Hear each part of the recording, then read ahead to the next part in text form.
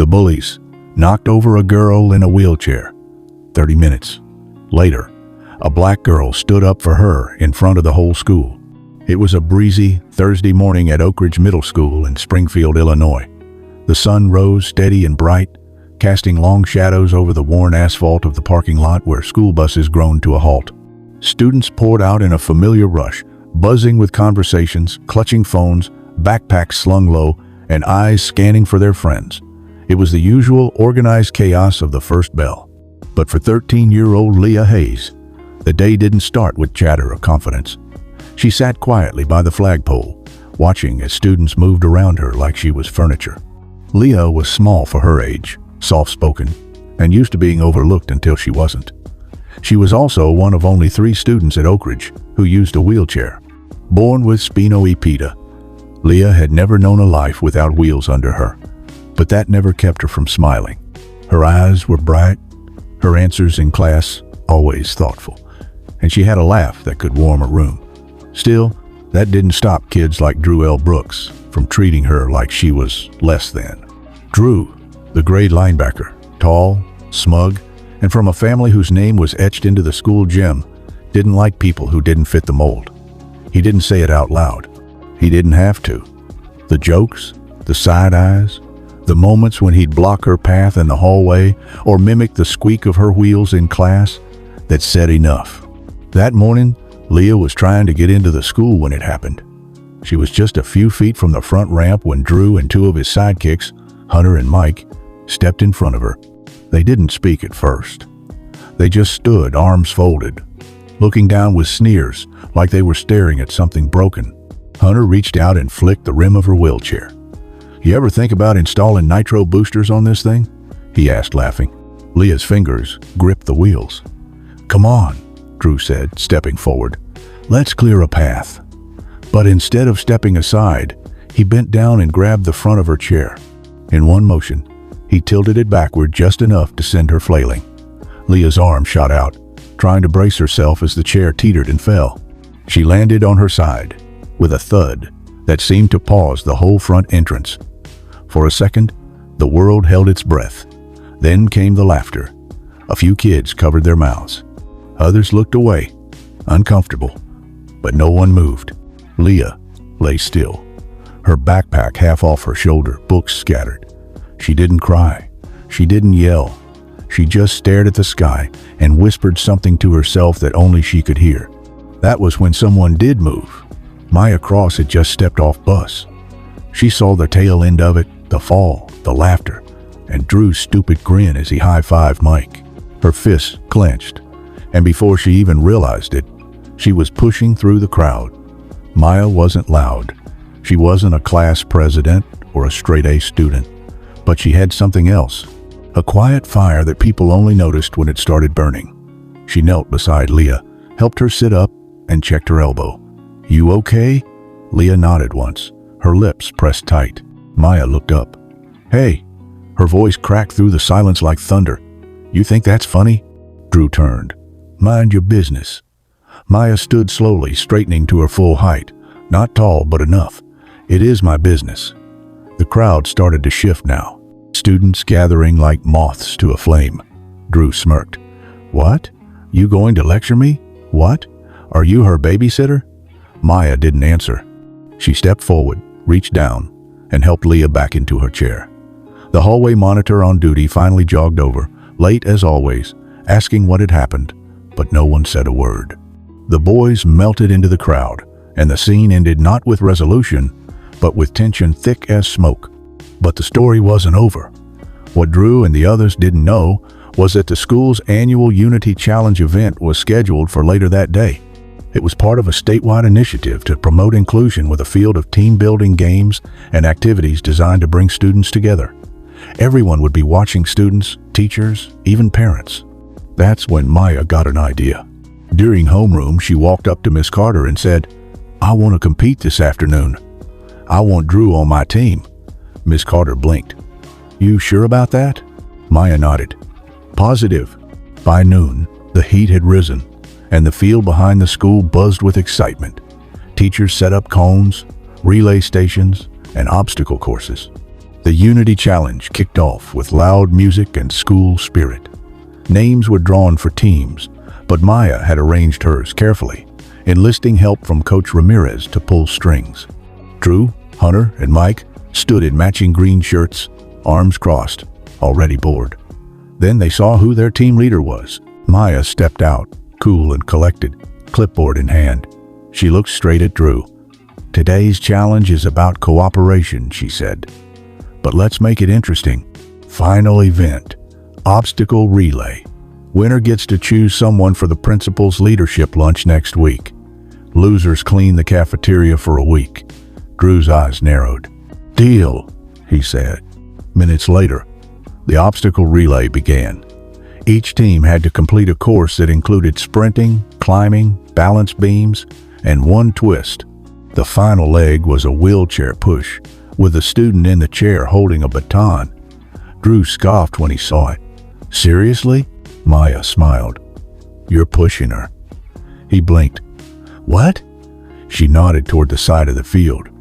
Leah, wearing a navy blue t-shirt, bruised elbow bandaged, expression calm but unreadable. Leah rolled herself to the final station. Drew gritted his teeth. "She can't. She's the final runner." Maya cut in. "Rules say one teammate has to ride, the other has to push. Let's go." The crowd stirred. Teachers leaned in. Coach Ramirez blew the whistle. The relay took off. Drew, fueled by something between ego and confusion, ran his leg like his pride depended on it. He tagged Maya, who tagged Mike, and finally, they reached the wheelchair station. Drew jogged up, panting, eyes darting. Leah waited. He grabbed the handles, muttering under his breath, and began to push, but the course wasn't smooth. There were cones, bumps, uneven turf. At one point, Leah calmly leaned left. "Slow down. You're tipping the chair." Drew adjusted. The crowd watched in near silence. Then came the final stretch. Maya and the others cheered. "Let's go, Leah." She lifted the baton and held it high as they crossed the finish line. They won. For a split second, silence blanketed the field. Then came the applause, first from the teachers, then the students. It wasn't raucous or forced. It was genuine. Even some of Drew's own teammates stared at Leah with new eyes. She didn't smile, didn't wave. She just sat there, her chest rising and falling, gripping the baton like a torch, her eyes forward and clear. Drew stood behind her, hands on the wheelchair grips, too stunned to say anything. For the first time since that morning, he wasn't smirking. He was quiet, humbled, and maybe even ashamed. Later that afternoon, back in the hallway where the fall had happened, Maya called a meeting with Miss Carter and Principal Gaines. She wasn't trying to get Drew suspended. That would be easy and pointless. What she wanted was harder. She wanted change. "People saw what happened," she said, standing in the office. "They saw a girl get knocked over, and nobody did anything. Nobody spoke up. That's what needs fixing." Principal Gaines, a stocky graying man who had worked at Oakridge for nearly 2 decades, leaned forward, listening carefully. "What do you propose, miss?" "Cross?" Maya exhaled slowly. "Give us minutes at tomorrow's assembly. Let Leah and I speak. Let us show them what it means to stand for someone else." The next morning, the school filed into the gym for the monthly Character Counts assembly. It was the usual routine. Announcements, Student of the Month, a speech from a teacher. Most kids barely listened. But then, Principal Gaines took the mic and cleared his throat. "Before we wrap up, 2 students have something they'd like to share." A murmur ran through the bleachers. Maya and Leah rolled out onto the court together. A hush fell. Trinity parked her chair near the center. Maya stood beside her, the microphone in hand. "Most of you saw what happened yesterday," Maya began, her voice steady. "Some of you laughed, some looked away, and some of you just didn't care. But here's the thing. Leah didn't fall because she's in a wheelchair. She fell because someone thought it was okay to make her feel small." The room was dead quiet. Even the teachers looked tense, uncertain of where this was going. "We talk a lot about inclusion here," she continued. "We hang posters about kindness, but that doesn't mean much if we can't speak up when it counts." She glanced at Leah, who took the mic next.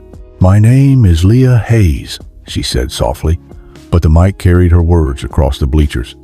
"I've been in a chair my whole life, and most days I don't think about it. But yesterday, I was reminded of what some people still see when they look at me. Weakness, a target, something to laugh at." Her voice cracked just slightly, but she kept going. "But here's what they didn't see. They didn't see the miles I've pushed through physical therapy. They didn't see my mom, who works 2 jobs to pay for my braces and repairs. They didn't see the nights I spent learning how to get up by myself after a fall." She paused, her gaze sweeping the bleachers. What they saw was a girl in a chair. "But what I want you to see now is a girl who got back up." The silence that followed wasn't awkward. It was thick with emotion. A few kids shifted in their seats. 1 or 2 clapped quietly. Then more joined in until nearly the whole gym was applauding, not out of pity, but respect. After the assembly, Drew found himself walking alone through the hallway. He'd never been ignored at this school, not once. But now, eyes followed him with something new. Not fear, not admiration, just recognition, like the mask had fallen. He didn't see Maya until he turned the corner near the library. She was sitting with Leah, the 2 of them laughing softly over a book. For a moment, he considered walking the other way, but instead, he walked up slowly. He started, scratching the back of his neck. "I didn't mean for things to go that far. I was just messing around. I didn't think she'd—" Maya didn't blink. "You didn't think? That's the only part of that sentence that matters." Drew opened his mouth, then closed it. He turned to Leah. "I'm sorry, for real. I was being a jerk." Leah looked up at him, her face unreadable. "I forgive you," she said finally, "but I don't need you to be sorry. I need you to do better." Drew nodded awkwardly. "Yeah, okay." He turned to leave, then paused.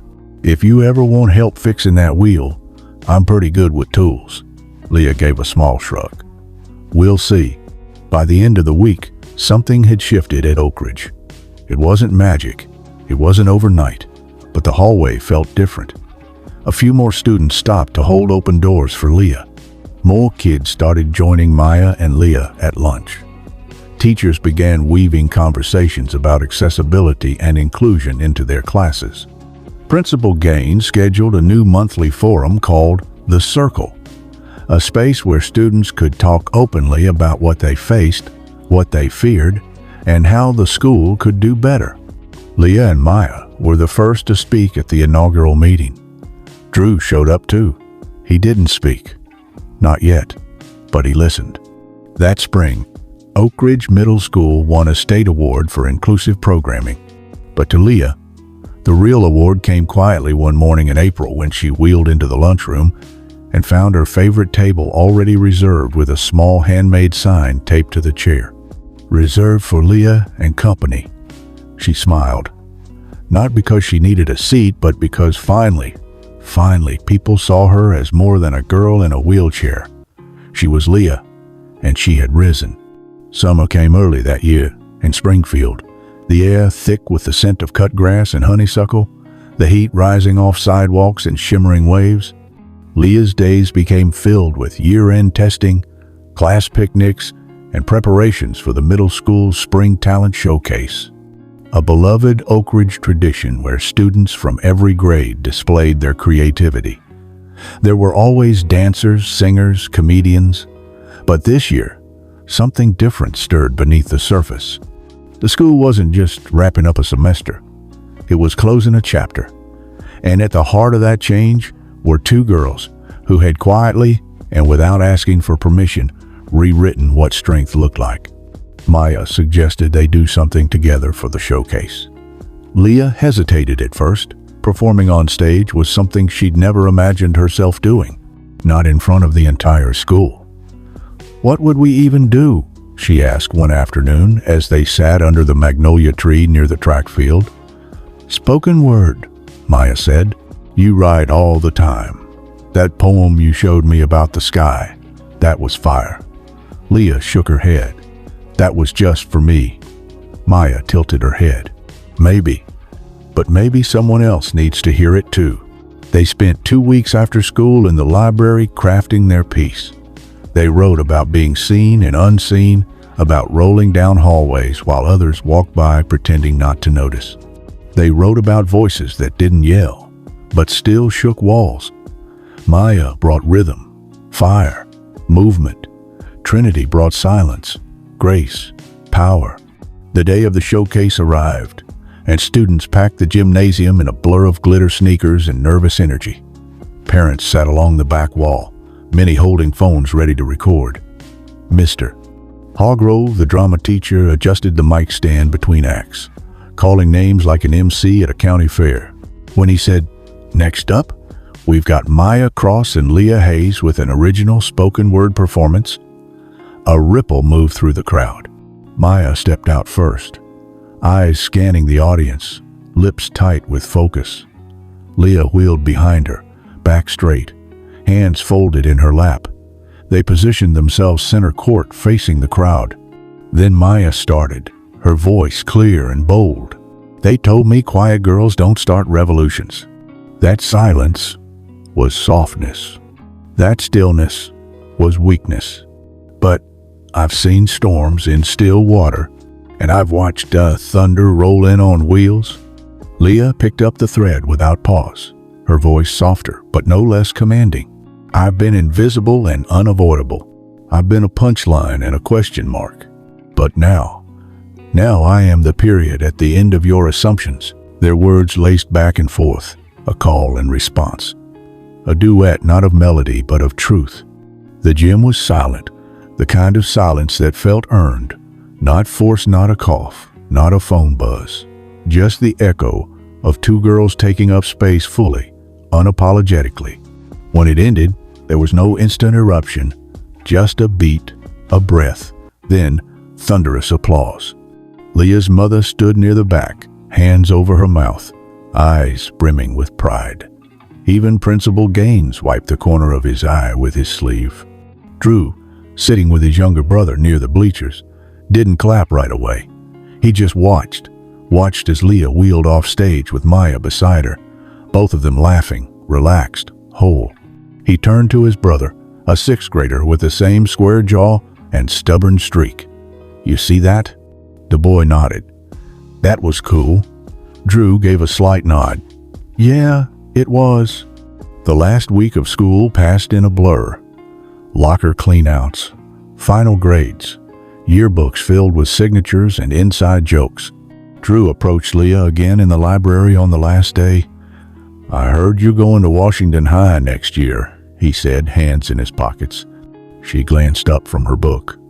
Yeah, special ed program's better there. He nodded. You're going to crush it. She didn't say thank you, just smiled. That was enough. Maya would stay at the Oakridge for grade. And though they wouldn't see each other every day, the bond between them was set in stone. They made a pact. Check in every Sunday. Keep writing. Keep pushing. And never let silence settle where truth belonged. Over the summer, Leah and her mother took a road trip to Selma, rolling the same Edmund Pettus Bridge where others before them had marched. Her mother told her stories of her grandfather, who had been part of the movement and how courage wasn't always loud. Sometimes it was a quiet girl in a wheelchair showing up day after day, refusing to shrink. Meanwhile, back in Springfield, Principal Gaines invited Maya to co-lead the first Student Diversity Council for the next school year. He said the school needed students with vision, with voice, and more importantly, with follow-through. Maya accepted. She had plans already. New equity initiatives, peer mentorships, making sure no one else slipped through the cracks the way Leah almost had. When fall came, both schools felt different. At Washington High, Leah quickly found herself welcomed into a poetry club where students used words like armor.